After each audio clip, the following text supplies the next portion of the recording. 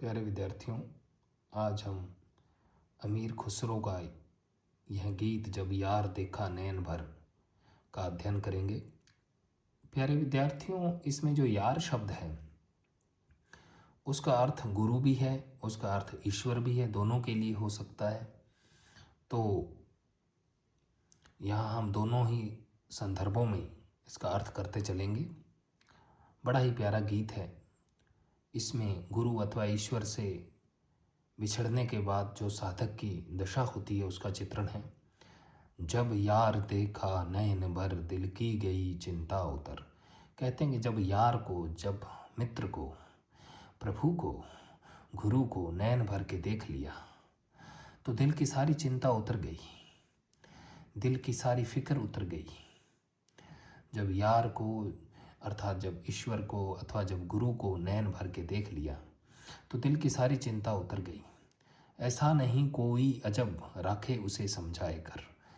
गुरु को देखने पर, नैन भर के देखने पर चिंता तो सारी मिट गई, परंतु ऐसा कोई अजब नहीं है, ऐसा कोई ज्ञानी व्यक्ति नहीं है जो मेरे उस व्याकुल हृदय को समझा करके रख सके। ऐसा नहीं कोई अजब, अजब का मतलब अद्भुत आदमी, ज्ञानी पुरुष। ऐसा कोई ज्ञानी पुरुष नहीं है जो मेरे प्रेम में विरहाकुल हृदय को समझा करके रख सके, मेरे हृदय को समझा देवे। मेरा हृदय जब से यार को देखा है तब से उससे मिलने के लिए और व्याकुल है।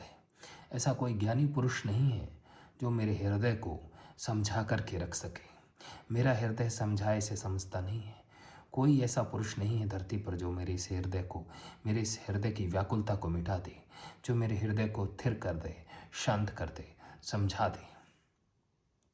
जब आँख से ओझल गया तड़पन लगा मेरा जिया। जब वो यार, वो मित्र मेरी आँखों से ओझल हो गया, मेरी दृष्टि से बाह्य हो गया, मेरी आँखों से दूर हो गया, तभी मेरा हृदय तड़पने लगा। और ऐसा तड़पने लगा कि समझाने से भी समझ नहीं रहा था, समझाने पर भी समझ नहीं पा रहा था, स्थिर नहीं हो पा रहा था, तड़पने लगा।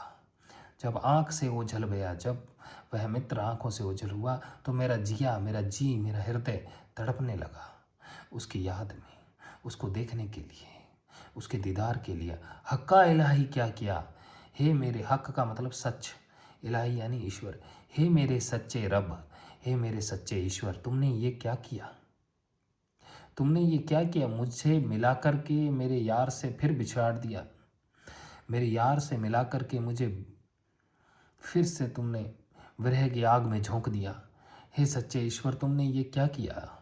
हे अल्लाह, हे प्रभु, तुमने ये क्या किया। आंसू चले भर लाए कर। और ऐसा कहते ही, ऐसा सोचते ही मेरी आंखों से आंसुओं की धारा बह चली। हे ईश्वर, तूने क्या किया। ऐसा कह करके साधक की आंखों से आंसू धारा प्रवाह बहने लगे। तू तो हमारा यार है, तुझ पर हमारा प्यार है। तू तो मेरा यार है और तुझ पर मेरा प्यार है प्रभु। तुझ दोस्ती बिसियार है, तुम्हारे साथ मेरी जो दोस्ती है वो बिसियार है। बिसियार का मतलब विशिष्ट, घनी, घनी, गहरी, घनिष्ठ। तुम्हारे साथ जो मेरी दोस्ती है वो बड़ी घनिष्ठ है, गहरी है। एक शब मिलो तुम आएकर। शब का मतलब होता है रात्रि।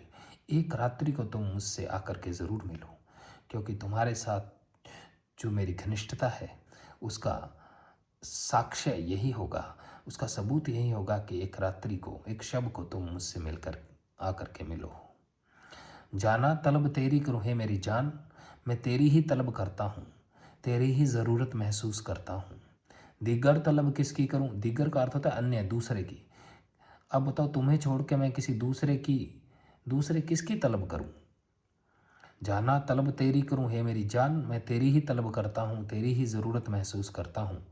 दीगर तलब किसकी करूँ, तुम्हारे अलावा बताओ मैं किस दूसरे व्यक्ति की तलब करूँ, किसकी इच्छा करूँ। तलब का अर्थ इच्छा, पाने की इच्छा। तुम्हें पाने की इच्छा करता हूँ, तुम्हारे अलावा किसी भी, किसको मैं पाने की इच्छा करूँ। तेरी जो चिंता दिल धरूं, एक दिन मिलो तुम आए कर। मैं तेरी ही चिंता को अपने हृदय में धारण करता हूँ, एक दिन तुम अवश्य मुझसे आकर के मिलो। मेरा जो मन तुमने लिया, तुम उठा गम को दिया। मेरे मन को तुमने छीन लिया है मुझसे, मेरा मन चुरा लिया है तुमने। मेरा हृदय मेरा नहीं रहा, तुम्हारा हो गया है। लेकिन मैंने तो मेरा मन, मेरा हृदय, मेरे प्राण तुम्हें दे दिए, पर तुमने क्या किया बदले में? तुम उठा गम को दिया। तुमने तो मेरी ज़िंदगी में गम उठा दिया है, मेरी ज़िंदगी में गम ही गम कर दिया है, दुख ही दुख कर दिया। तुमने बदले में मुझे दुख ही प्रदान किया है। तुमने मुझे ऐसा किया जैसे पतंगा आग पर। तुमने तो मेरी वह दशा कर दी जैसी पतंगे और आग की दशा होती है। जैसे पतंगा आग से प्रेम करता है और प्रेम के कारण उसमें भीतर समाविष्ट हो जाता है, लेकिन उसका नतीजा यह होता है कि जल करके वह भस्म हो जाता है। पतंगा आग से प्रेम करता है, लेकिन उसका परिणाम होता है कि वह जल करके भस्मीभूत हो जाता है। उसी प्रकार से मैंने आपसे प्रेम किया, लेकिन आपने तो बदले में प्रेम में मुझे जलाया ही, विरह की आग में सताया ही। तो खुसरो कहते हैं, मेरे मन को आपने लिया, लेकिन उसके बदले में मुझे गम ही गम आपने दिए। प्रभु, तुमने मुझे ऐसा किया जैसे पतंगा आग पर। तुमने मेरी वही दशा कर दी जैसे आग पर पतंगे की होती है। खुसरो कहे बातें गजब, दिल में न लावे कुछ अजब। खुसरो कहते हैं कि मैं बातें बड़ी गजब कहता हूँ और इसमें दिल में कुछ भी अजीब समझने वाली बात नहीं है। खुसरो कहते हैं कि बातें जो है वो बड़ी गजब है। बातों गजब यानी बातें बड़ी गजब है, इसके लिए दिल में कुछ भी अजूबा या हैरत करने की आवश्यकता नहीं है। खुसरो कहते हैं कि मैं गजब बातें कहता हूँ और इन बातों को लेकर के कुछ भी अद्भुतता महसूस करने की आवश्यकता नहीं है। कुदरत खुदा की है, जब खुदा की कुदरत जो है वो बड़ी अद्भुत है, बड़ी अजब है। जब जीव दिया गुल लाए कर, अब देखो तो सही, जब उसने जीवन दिया, जब उसने प्राण दिया, जब उसने जन्म दिया, तो उस समय ही जन्म के साथ ही गुल लाए कर का अर्थ होता है प्रेम का फूल। वैसे तो फूल अर्थ है, लेकिन हम यहाँ करेंगे सूफियों अर्थ में प्रेम का, क्योंकि खुसरो सूफी ही थे। तो यहाँ हम गुल का अर्थ करेंगे प्रेम का फूल। जब परमात्मा ने मनुष्य को जीवन दिया, प्राण दिए, तो उसके साथ साथ उसने प्रेम का फूल खिला करके भी जीव को भेजा है। यानी कि प्रेम का फूल जन्म के साथ ही जीव को प्रभु ने प्रदान किया है। प्रेम करना जीव का स्वभाव है, क्योंकि प्रभु ने जन्म के साथ, प्राणों के साथ ही उसे प्रेम का फूल खिला करके भेजा है। अर्थ यह है कि प्रेम करना मनुष्य का स्वभाव है, जन्म से ही उसे प्रभु ने यह प्रदान किया है।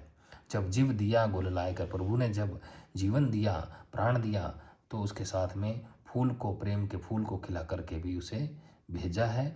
अर्थ यह है कि जीव अपने जन्म के साथ ही प्रेम को लेकर के आता है, और यही बात खुदा की कुदरत को अजब बनाती है कि खुदा की कुदरत बड़ी अजब है कि जन्म के साथ ही प्रेम का फूल मनुष्य को प्रभु प्रदान करके भेजता है।